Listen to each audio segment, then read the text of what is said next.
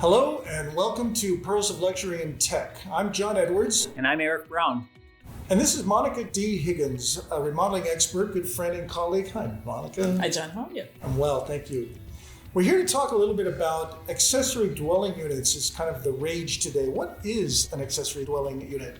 Well, it is a second house in your backyard. They're commonly known as granny flats, casitas, in-law units. I gotcha.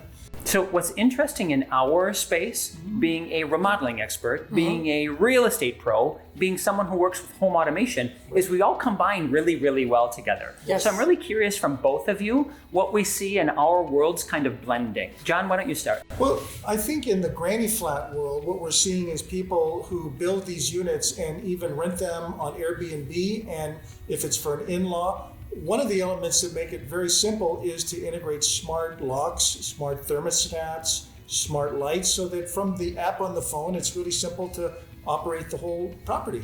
From the real estate perspective, it's all about adding value. So that additional permitted square footage actually increases your home value. Yeah, that's a huge point. We talked a little bit earlier as well about John and I about DIYers, the people that try and do home automation by themselves versus really hiring a pro. What's that like in your space? Everybody thinks that they can swing a hammer, but that's not necessarily the case. Well, here's an interesting statistic about DIY.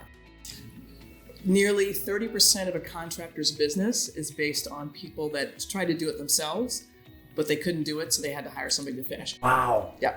That's amazing. It's interesting. And even in the smart home space where the DIY side of things and the Internet of Things, all of these different products have an app and people can put them on their phone.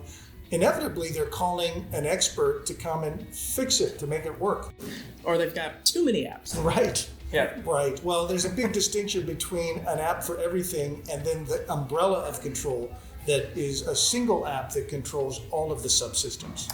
Which makes it a lot simpler for everybody. Yeah. Now, I'm finding, you talked earlier about adding value, and absolutely not only home automation, but also accessory dwelling units instantly add value to the property. Sure. Are you starting to see your worlds blend more? I see them in homes, but do you see home automation in accessory dwelling units as well? You do, particularly for people that are actually renting them out versus having their family. So the smart locks, if you're running an Airbnb, for example, and you're not home to let them in, the smart lock can do the work for you. Absolutely, yeah.